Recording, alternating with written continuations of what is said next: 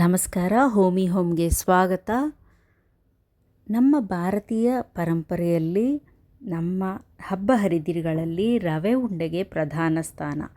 ರವೆ ಉಂಡೆ ಅಂದರೆ ಒಂದು ಸಿಹಿ ತಿಂಡಿ ಮಾತ್ರ ಅಲ್ಲ, ಅದು ಹೊಟ್ಟೆ ತುಂಬಿಸೋ ತಿಂಡಿ ಕೂಡ ಹೌದು. ಹಬ್ಬ ಹರಿದಿನಗಳು ಮಾತ್ರ ಅಲ್ಲದೆ ಸಾಮಾನ್ಯ ದಿನಗಳಲ್ಲೂ ರವೆ ಉಂಡೆಯನ್ನು ಮಾಡಿಕೊಂಡು ತಿನ್ನುವಂಥ ಪರಿಪಾಠ ಇದೆ. ಇವತ್ತು ಅದರ ರೆಸಿಪಿಯನ್ನು ನಾನು ತೋರಿಸ್ತಾ ಇದ್ದೀನಿ.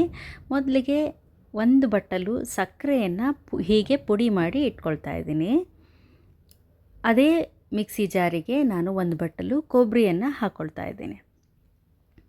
ಈಗ ಕೊಬ್ಬರಿಯನ್ನು ಕೂಡ ನುಣ್ಣಗೆ ಪುಡಿ ಮಾಡಿ ಇಟ್ಕೊಳ್ತಾ ಇದ್ದೀನಿ. ಬಾಣಲಿಗೆ ಒಂದು 2-3 ಚಮಚ ಶುದ್ಧ ತುಪ್ಪನ ಹಾಕ್ತಾ ಇದ್ದೀನಿ. ನಾನಿಲ್ಲಿ ನಂದಿನಿ ತುಪ್ಪನ ಬಳಸಿದ್ದೀನಿ. ಇದಕ್ಕೆ ಚಿರೋಟಿ ರವೆ ಒಂದು ಬಟ್ಟಲು ಸಕ್ಕರೆಗೆ ಒಂದು ಬಟ್ಟಲು ರವೆ ನನ್ನ ಮೆಷರ್ಮೆಂಟು. ನಮ್ಮ ಮನೆಯ ಸಿಹಿ ಅಭಿರುಚಿಗೆ, ಸಿಹಿಯ ರುಚಿಗೆ ಇದು ಸಾಕಾಗುತ್ತೆ. ನಿಮಗೆ ಸಕ್ಕರೆ ಜಾಸ್ತಿ ಬೇಕು ಅನಿಸಿದ್ರೆ ಇನ್ನೊಂದು ಸ್ವಲ್ಪ ಸೇರಿಸ್ಕೊಳ್ಬೋದು. ಈಗ ರವೆ ಮತ್ತು ತುಪ್ಪ ಹುರಿದಾಗಿದೆ. ಈಗ ನಾನು ಡ್ರೈ ಫ್ರೂಟ್ಸನ್ನು ಮತ್ತು ನಟ್ಸನ್ನು ಆ್ಯಡ್ ಮಾಡ್ತಾಯಿದ್ದೀನಿ. ಬಾದಾಮಿ, ಗೋಡಂಬಿ ಮತ್ತು ದ್ರಾಕ್ಷಿಯನ್ನು ಸೇರಿಸ್ಕೊಳ್ತಾ ಇದ್ದೀನಿ. ಈಗ ರವೆ ಮತ್ತು ಈ ಡ್ರೈ ಫ್ರೂಟ್ಸನ್ನು ಒಟ್ಟಿಗೆ ಹುರಿತಾ ಇದ್ದೀನಿ. ನಾವು ರವೆಯನ್ನು ಎಲ್ಲಿ ತನಕ ಹುರಿಬೇಕು ಅಂದರೆ ಇದರಲ್ಲಿರೋ ಗೋಡಂಬಿಗಳ ಬಣ್ಣ ಒಂಚೂರು ಬದಲಾಗೋ ತನಕ, ಅದು ನಮ್ಮ ಒಂದು ಅಂದಾಜು. ಈಗ ಇದಕ್ಕೆ ಕೊಬ್ಬರಿ ತುರಿ ಮತ್ತು ಸಕ್ಕರೆ ಪುಡಿಯನ್ನು ಸೇರಿಸ್ಕೊಳ್ತಾ ಇದ್ದೀನಿ.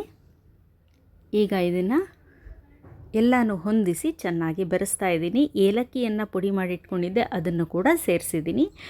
ಈಗ ಎಲ್ಲವನ್ನು ಸೇರಿಸಿ ಚೆನ್ನಾಗಿ ಬಿಸಿಗೆ ಹದವಾಗಿ ಹೊಂದಿಸ್ತಾ ಇದ್ದೀನಿ. ಅಲ್ಲಿ ಸಕ್ಕರೆ ನಿಧಾನಕ್ಕೆ ಅದು ಕರಗ್ತಾ ಇರೋದ್ರಿಂದ ನಮಗೆ ರವೆ ಒಂದು ಸ್ವಲ್ಪ ಗಟ್ಟಿ ಆಗ್ತಾ ಇರೋದು ಕಾಣುತ್ತೆ.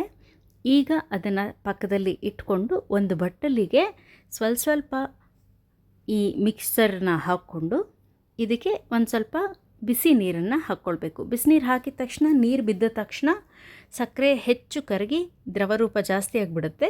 ಆಗ ಬೇಕಿದ್ದರೆ ಮತ್ತೆ ಇನ್ನೊಂದು ಸ್ವಲ್ಪ ಹಿಟ್ಟನ್ನು ಹಾಕ್ಕೊಂಡು ಹೀಗೆ ಉಂಡೆ ಕಟ್ತಾ ಹೋಗಿ. ನಾವು ಹಾಲಲ್ಲಿ ಕೂಡ ಕಟ್ಬೋದು, ಬಟ್ ಹೆಚ್ಚು ದಿನ ಸ್ಟೋರ್ ಮಾಡೋಕ್ಕಾಗಲ್ಲ ಅನ್ನೋದು ಕನ್ಸರ್ನ್ ಅಷ್ಟೇ.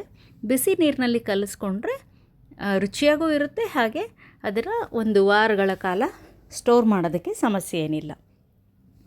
ಈ ರವೆ ಉಂಡೆ ಅಂದರೆ ರವೆ ಮುಖ್ಯವಾಗಿ ರವೆಯ ಅದು ಗೋಧಿಯ ಒಂದು ಬೈ ಪ್ರಾಡಕ್ಟ್ ಆಗಿರೋದ್ರಿಂದ ಅದರಲ್ಲಿರೋ ಪೌಷ್ಟಿಕಾಂಶಗಳು ಹಾಗೇ ಇರುತ್ತೆ. ಅದ್ರ ಜೊತೆಗೆ ಡ್ರೈ ಫ್ರೂಟ್ಸನ್ನು ನಾವು ಹೇರಳವಾಗಿ ಹೆಚ್ಚಿನ ಪ್ರಮಾಣದಲ್ಲಿ ಹಾಕಿದ್ರೆ ನಮಗದು ಡ್ರೈ ಫ್ರೂಟ್ ಉಂಡೆಯ ರೂಪದಲ್ಲೇ ನಾವು ಅದನ್ನು ತಿನ್ಬೋದು. ನಾನು ಹಾಗೆ ಮಾಡ್ತೀನಿ.